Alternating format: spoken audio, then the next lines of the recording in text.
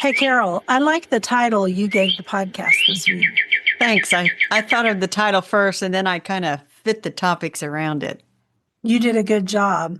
So I like it. Let's get started. Okay, you're up. Welcome to the Garden Angelist, where we chat about flowers, veggies, and all the best dirt. I am Dee Nash from Guthrie, Oklahoma, where I still have a large garden out in the country. And I'm Carol Michael from Indianapolis, Indiana. I have a suburban garden measured in square feet. It's about a third of an acre. We are Garden Angelists because we love gardening and we want you to love it too.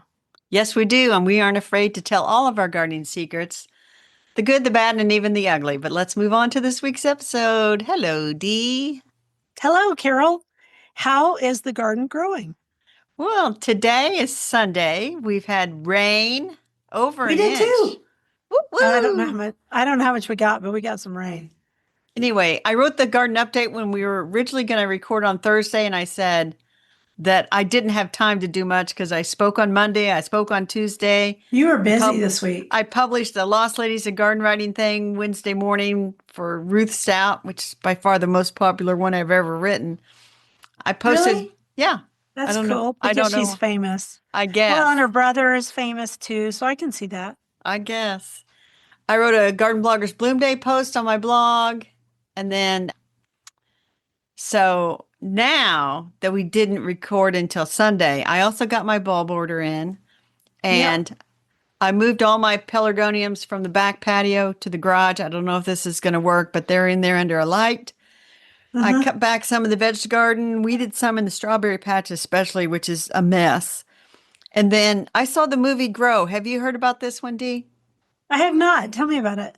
So I didn't know much about it except it was about pumpkin growing contests.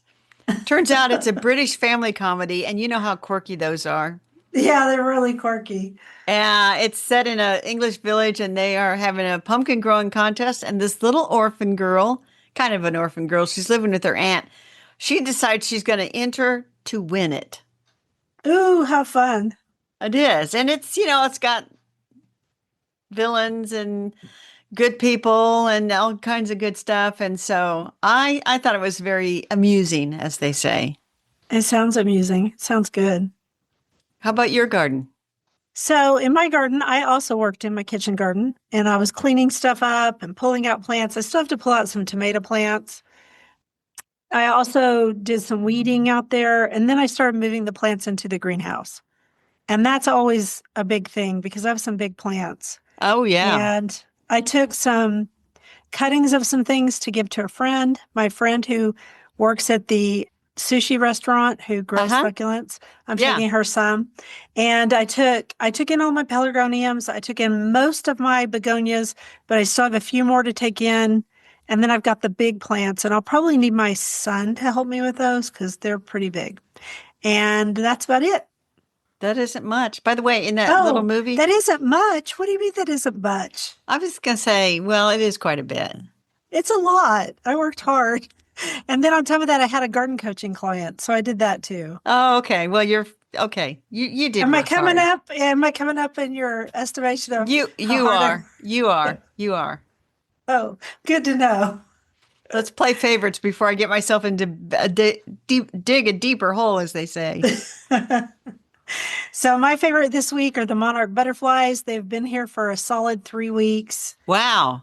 They're fabulous. Everybody is talking about them in Oklahoma. Good deal. We haven't had a good monarch year like this in, I don't know how long. So it's been awesome. Well, you said a couple of weeks ago you'd never seen so many butterflies, so it stands to reason that the monarchs would be in the party too. Yeah, it was awesome. And they're so big. They're the great big ones. So that's cool. What about you? So I'm going to go with the autumn crocuses. When I was mowing on Thursday, I was mowing right out here, and I thought, that's an autumn crocus sticking up there. And sure enough, they're starting to Sure. come up. They'll come up for a few more weeks. And so they're very pretty, and they're very surprising to people who don't know what they are. Yes. The lady who sometimes helps me in my garden, Michelle, she saw some in my friend Lori who died in her garden, and she snapped a picture of them and she said, "What are these?" And I said, "Oh, those are autumn crocuses." Yes, So nobody knows. No, they don't know. And then they're just so stunning because of the colors. I know. And I went to lunch with people that I retired with that are all retired from where I work. And I showed that picture, and this guy's like, how did you get crocuses to bloom in the fall? And I'm like, I cannot reveal my secrets. You're so cute. Okay, question of the week. I am going to ask it and you're going to answer it. This is from Okay. your sister, your oldest sister. Older sister. Yeah, you better be careful. You wrote oldest. Be careful there. All right. Should I pick up all of these pine cones or should I leave them for the critters?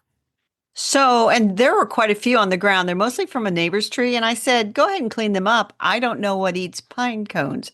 And then I thought, oh no, I've got to look this up. And later I looked it up, and squirrels eat pine cones like crazy. And Mm-hmm. we also could eat pine cones if we wanted to. The young Yule green Gibbons.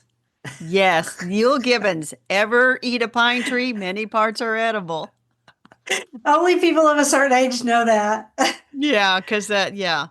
But It anyway, used to be on commercials and stuff. So, but you can also harvest pine nuts from pine cones. So anyway, I texted her, and it's like 3 days later, and I'm like, oh, by the way, squirrels and other critters will eat those pine cones. And she said, well, we picked up some, but there's so many, they've just left them. yeah, there's no way to get them all. All right. Insect of the week. You got a nice note. We got a nice note, Dee. It was from that send a text that people can do from the podcast app. And Yeah, I like so it. I read it. It says, hi, my name is Jen from the Twin Cities in Minnesota. Yeah. Listening to your woolly worm discussion, I found this article that says the middle band tells about the age of the caterpillar. So, how early in spring, summer it got going. A great quote. There's evidence, Peter said during his University of Massachusetts tenure, I don't know who he is, that the number of brown hairs has to do with the age of the caterpillar. In other words, how late it got going in the spring. The band does say something about a heavy winter or an early spring. The only thing is, it's really telling you about the previous year. That's fascinating. It is. I haven't. Wow, that's fascinating. Okay, So and then you also have box elder bugs. How fun! they're all over my garage door. And I'm like, I lift up the little keypad thing for the garage door, and they're all under there trying to get warm. And I'm like, y'all, it's over. You need to go. Go where you go, but not inside. It's like those Asian ladybugs who do that sometimes, or some of Yes, the it's other like, bugs. you are not welcome to spend the winter in here with me. Go, go, go No, wherever you you came go from. away. Okay, and then you get to do the next quote. Well, it's not the next one. It is the first one, Dee, but I don't want to be overcorrective this morning. Yeah, good try. Okay, go. Pale amber sunlight falls across the reddening October trees that hardly sway before a breeze as soft as summer. Summer's loss seems little, dear, on days like these. And that is Ernest Dowson on Autumnal. There's a lot of really great quotes for autumn. Autumn brings out the poet in people. It does because it's so beautiful and it's about change. All right, you came up with this topic. I love this topic. You tell us what it is because it's really good. The topic, the title of this podcast, which if people have looked already, it's Gardening with Vulgare. Yes, vulgare. And it's one of those weird, okay, so vulgare, what's the meaning? So in botanical Latin, vulgare just means common. In the dictionary, it's like a few steps lower than common. It's like vulgar, disgusting, all that. But it's really, in botanical terms, it's common. So we're just going to talk about common stuff. Right. So if you ever see vulgaris, you know it's the common variety of something. Exactly. It's just like all these other words. So and the question is, as you think about these are just common everyday plants. Should you steer away from them? Or should you go the complete opposite direction and plant a vulgare garden? some of them, I definitely think you should plant a vulgare garden. You know that. I have some Yes. vulgare plants. So shall we start? Sure. All right. Leucanthemum vulgare. That is the oxeye daisy. Those are definitely weedy, but they are Definitely. super easy to pull out, and pollinators love Yep. them. Yes, and I have some in my garden, and I will tell you that I believe that it is Leucantheum vulgare, the oxeye daisies, that the next door neighbor had growing. They had a ravine in their yard, and kind of at the top there would be these daisies that came up, and I'm almost sure that's what they were. So have a little bit of a childhood memory to them. That's But they are, cool. yes, I'm growing those in my garden. All right. And then there's, is it Syringa or Syringa? I go with Syringa. Okay. Syringa vulgaris, which is the common lilac, sometimes called the Chinese lilac. I have one. I have one. They smell delicious. They do. And they are actually one of the earliest blooming lilacs in my garden. Definitely. Much earlier. In my garden, they're much earlier than the Korean lilacs. So I have some Korean lilacs and I have those. And they smell better than the Korean lilacs, in my opinion. That's just me. Potentially. Now, they can get quite big. Mine's 8 to 10 huge. feet. It's Oh, huge. yeah. But if you selectively prune out some of the bigger stems, they will just come up from the roots and just keep going. You can't really stop them. No, you can't. And mine's way, way out against a fence. And so it can just do whatever it wants to do. And it's done Yeah. really, really well there. And I see it from my kitchen window. Now, my sister had a couple common lilacs had just gotten completely overgrown in her back garden by her. She has a gazebo. And I said, when you have the guys come trim the trees, why don't you just have them take these completely out? So I need to follow back and see if they took out the roots and all, or if they Just left that cut it down. and see if they're going to come back. But I said, these have outlived their usefulness in many ways, shapes, and forms. So that is another good lesson to learn is you should let go sometimes. Yeah, we should let go sometimes. All right, the next one is Primula vulgaris. Those are primroses. Yes, but you skip one. We'll go back to it. Primroses. Oh, sorry. Do you primroses. you do not grow primroses. I just can't. It's too hot here. And I have tried because just up the way at Sewell's Garden, they have some primroses that come up really nice, but they're sort of in this shallow bowl type area in the garden, which I think gets a lot of moisture. It holds water. And that's what you need, a lot of moisture for primroses. I just don't have that moist, humusy soil. So yeah, woodsy soil. Because even in I England, might try again. When you see the primroses in England, they're always growing in this woodsy kind of area that's moist. And, Sure. Sure. stuff I like might that. try again, though, if I could figure out where is a moisty, woody area. That'd be nice. All right, you do the other one that I left out. Aquilegia vulgaris, which is columbine. Yeah, And this is not the native columbine. This is the one from Europe. right. Called And- granny's bonnets, right? Exactly. And this is the one, there's the Tower Blue and Tower Pink and I grew Barlow's Tower Black. Blue. I grew Barlow's Black too. hmm They don't come and back here reliably, so I've kind of quit messing with them. What about They you? come back, they self-sow themselves quite reliably here. And in fact, the second most common weed that I weeded out of my strawberry bed was common columbine. What's the Because there's What's the biggest weed? The most weed? evening primrose, pink evening primrose, Oh which I yeah, that one. was dumb planted. That one's bad. But the Tower Blue, you can't find seeds for this. So about once or twice a year, people will find it on my website and then they'll send me an email and say, where'd you get that and how can I get one? I knew you So- were saving seeds for someone. I did, but I said, you have to email me and then I'll send you the seeds. I'm not going to keep track. I haven't gotten the email I back. not keep track of the people who ask me for stuff sometimes. But It's up to them. Huh? I previously sent seeds to Nanandra because I knew that she would then be more selective and try to get the bluer because mine are starting to fade because they're very promiscuous flowers. Oh, They like cross-pollinate hellebores. all over the, Yeah. yeah. So I don't have as pure blue as I once had. But anyway, they're fun. They're European. They're fun. And so the next one is Silene vulgaris. And you said it is bladder campion? I don't even know what that is. That's the common name is bladder campion. And What so a right terrible there, name. it is a terrible name, but I looked it up in the Missouri Botanical Garden site where I got most of this information. It is native to Europe, parts of Northern Africa and Asia, but it has escaped cultivation and naturalized all over the United States. I would not plant it. This one is vulgar. For real. For real. Okay, I'm going to let you pronounce that next one. I don't know. Filipendula vulgaris. Filipendule. Yeah, Philippine Some of these names are hard. Filipendule vulgaris. Dropwort. I've never grown it. I haven't grown it. I don't Uh, even know what it is. Well, I looked it up. It's kind of pretty, but it's not native, and it has white flowers and kind of ferny foliage, and it's in the rose family, and it says it's tolerates dry soils, but I'm just like, never heard of that one. If one of our listeners is growing it, they should let us know. Yeah, who knows? We're going to get criticized because we talked about so many plants that are not native today. Oops. We talked about, let me see, not native, not native, not native. Every single plant we mentioned was not native. But they should not dismiss us and unsubscribe. They should tune in next week because I have a very interesting topic for next week all planned out too. Ooh, look at that. She just dropped a hint, y'all. All right, ready? Do a quote. These are the days of falling leaves, the days of hazy weather, smelling of gold chrysanthemums and gray wood smoke together.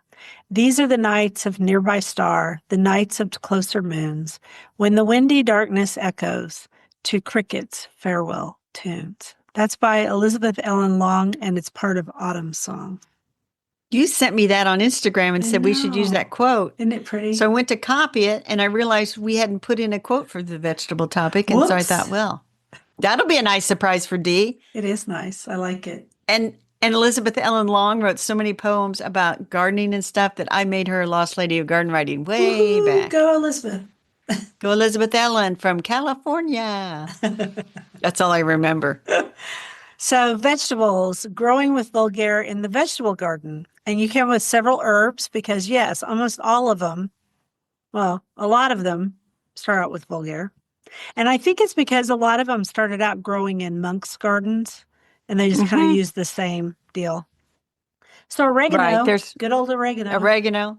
My oregano is doing well out there. Yeah, it does. It does do well. And then there's Foeniculum vulgare, which is fennel.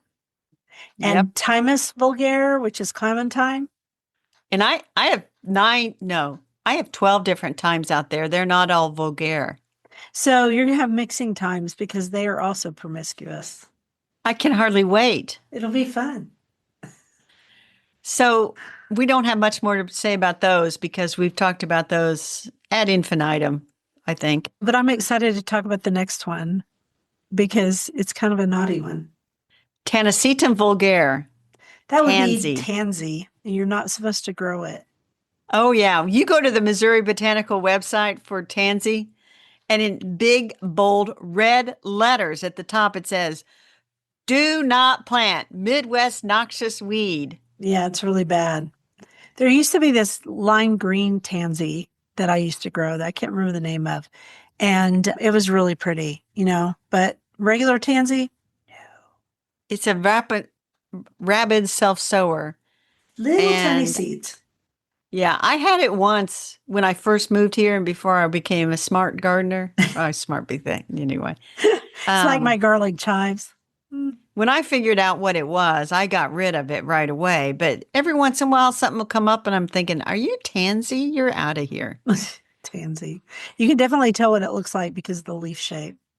But I do remember reading once, I think it was the Pioneers or somebody, they would plant tansy by the door because it kept ants out. That's interesting. Supposedly. It was a deterrent for ants. Maybe. I don't know. It's a tough one. I make this stuff up. I think you do. All right, beets.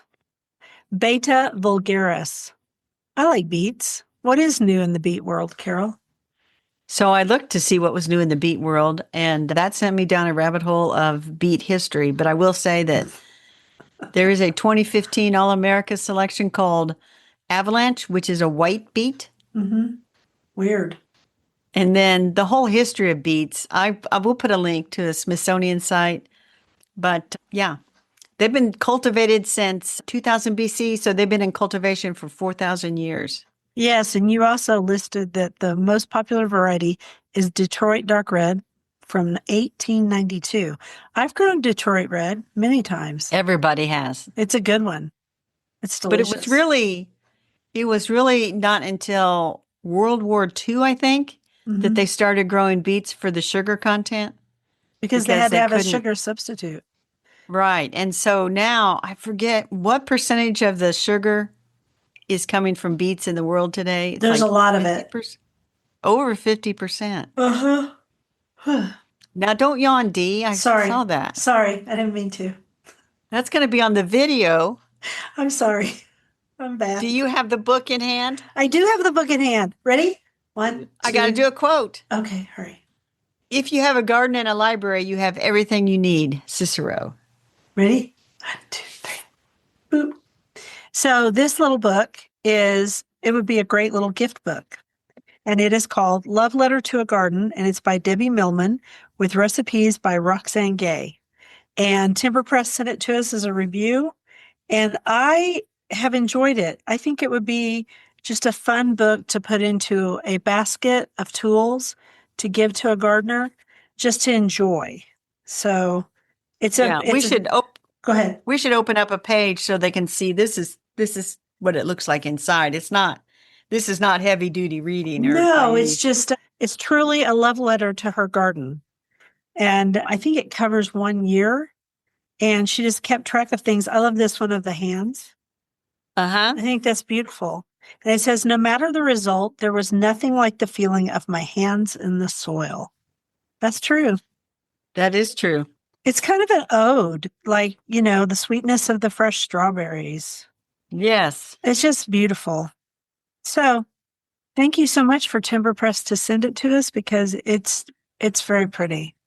Yeah. And it is sprinkled through with a bunch of recipes too, I guess. Yes, it is. There are recipes in here for like the salads. Yeah, they're all in the back. A piquant purple coleslaw. Yes, but like you said, this would be a nice gift book for somebody if they got a new garden or they're moving to a new house or something and they're just getting into gardening, or even an experienced gardener would enjoy it. I think my daughter would like it. There you go. Love Letter to a Garden by Debbie Millman. All right. That was short and sweet. I have a book for next week. Okay. This is going to be a quick podcast. Okay. Well, It's all right. Sometimes they're really long. Never that long. You ready? I am ready. It looked like the world was covered in a cobbler crust of brown sugar and cinnamon.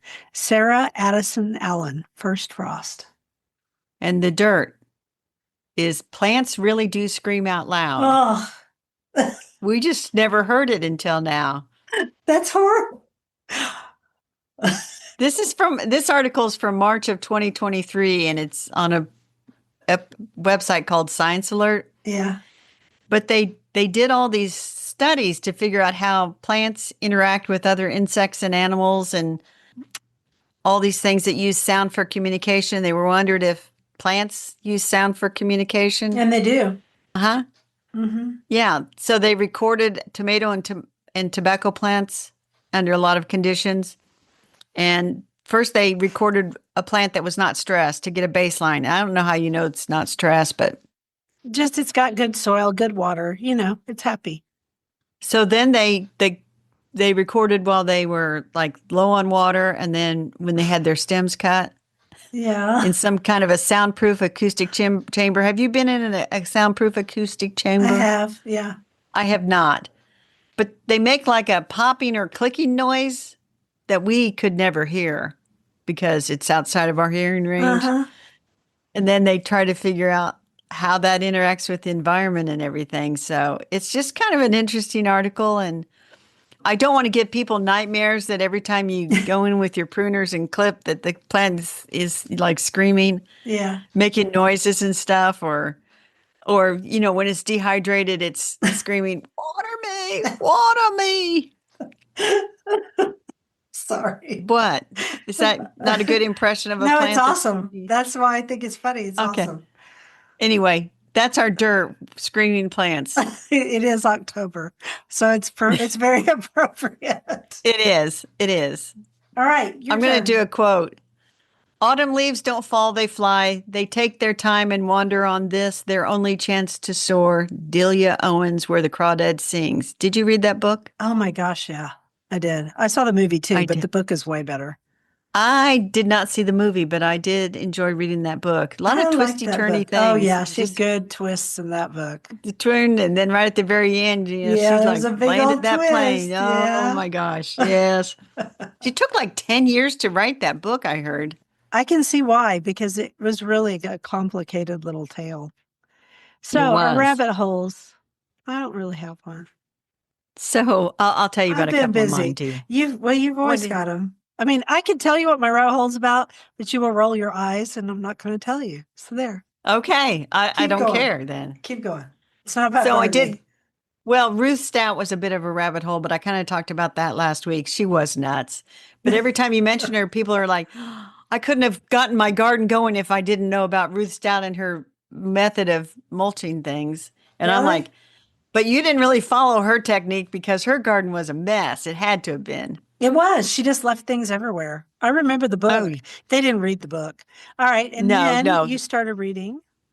So have you ever heard of these books, The Unselected Journals of Emma M. Lyon No, by Beth Brower? no. There are 8 of these volumes. And it's this young woman who has arrived in London after a 3-year hiatus, I guess, in 1883. And it's her journals, Mm-hmm. just what's going on in her life in the neighborhood. And it sounds like I've just described it terribly, but it's really kind of interesting and fun and humorous and like all the things that I like about a book.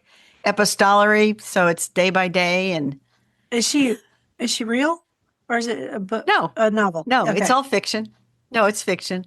Did you read the one about Josephine Bonaparte? It was a three book series, and it's like I did not. it's like, I'm guessing off the top of my head, but it's like the trials and sorrows of Josephine B. I loved those books, and they were the same thing.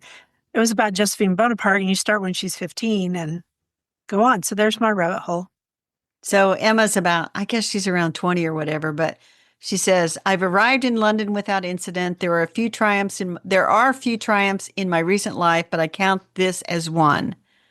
So, Sounds really good. and then she's in a London neighborhood called St. Crispian's, and there is her eccentric cousin Archibald is living in her house. She has an Aunt Eugenia that is formidable, they said. And they're like odd, quirky characters living at St. Crispin's, including an old Roman soldier ghost. Oh, fun. So there are you like 8. those books where they have a little sweet, spooky element. Yes. Well, there are 8 of these little volumes. And so I've just started volume 2. And I would love to listen to them on audio, but they are all checked out at the library with waiting lists for them. And so I put my name on volume 3 and 4, thinking by the time I got to 3, maybe that one would be ready for me. Because I There you heard the go. audiobooks are really good. That's neat. So, garden commissions. Are you finished? I should ask. I that. am done. Oh, okay. I'm Garden done. commissions. In mine, it's keep bringing in the tropicals, pull out the zinnias, watch the leaves start to turn, take in October, eat something pumpkin, which I did already because I made these pumpkin muffins yesterday. I ate 2 this morning for breakfast. They were quite good. It was nice. Good. So I might or might not plant all the bulbs I got, which were crocuses, snowdrops, reticulated irises, and winter aconites. I think I could put those in the ground You could because stick it those has in suddenly, really fast. Yeah. with the storms that blew in yesterday, it has suddenly gone from like 80 yesterday afternoon till I think it'll be in the 60s this afternoon. I looked at the extended forecast. I actually am predicting frost on my garden on Thursday morning when the low temperature will be 34. That's pretty frosty. It's Well, only at that 60 point, here. Did you know that? Today? yeah, I It's did only not know 60. that. I don't know what it is We here. had the same thing. We had them blow through. But tomorrow's going to be 85 again, and then it starts going down, which is pretty typical of Oklahoma. Yeah, I'm going to look and see what our temperature is since you're saying your temperature. 51. You're a little bit below me. Yeah, I thought so. Okay. And then what it else does are you not gonna look do? good. Probably once that frost and all hits, I will start cleaning out the pepper and tomato plants. And the zinnias and stuff have still looked pretty good, but I'll probably get those out of here. I'm going to tend to my microgreens. I've been enjoying eating those. And I got to remember every once in a while to water the geraniums in the garage. Mm-hmm. Plus, I think this next week I'll make a final decision on the fence replacement, which is a big project. It's going to That's a be big one. Yeah. Yeah, Bill was gotta talking notify about neighbors. calling up a person we know, a carpenter, and asking him to work on 2 of our logs that are rotting. I was like, great. Welcome to home ownership. Anyway, there you Yes. go. Yeah, I mean, there's just stuff you have to do. We had to buy an air conditioner, and and then I didn't tell you this, but about a week ago, our middle air conditioner went out, and I said we can't buy another air conditioner this year. We just can't. And you know what it turned out to be? A switch, like a fuse. It was a fuse. Oh, That's Yay. easy to fix. That was so easy to fix. I was so happy. All right, ready for the Yeah. we do not care? You do it. We do not care if you think mums are out of fashion. If you like mums, go buy you some mums. And you better hurry here because the mum season's almost over. Ours is too. I mean, we're right. I'd say we're 3/4 of the way through. My mums have popped. They're really cute. Good deal. Mine are looking pretty spectacular, if I do say so myself. Which is awesome. I'm gonna conclude this episode, which will be one of our shorter ones. Mm-hmm. Thank you for listening to The Garden Angelist. Hit that subscribe button so you don't miss a single episode. We publish every week on Wednesdays at 12 a.m. Eastern Time. And if you subscribe to our Substack newsletter, which I will start writing tomorrow, you will get a link to listen to the podcast a whole day early and links to products we discuss. Plus, go over to YouTube and see us in person. Full episodes show up on Tuesdays. So if you can't wait until Wednesday, you now have 2 ways to get episodes on Tuesdays. And if you want to help support us, use our affiliate links. If you buy something after clicking through them, we earn a small commission and it costs you nothing. Or you can set up a monthly subscription through Buzzsprout. Or you can make a one-time donation through PayPal. You also have the option of pledging your support on Substack. Thank you to everyone who has done so. It helps us pay for podcast hosting. As always, it was lovely to chat with you over the garden gate. Bye until next week. Bye, everybody.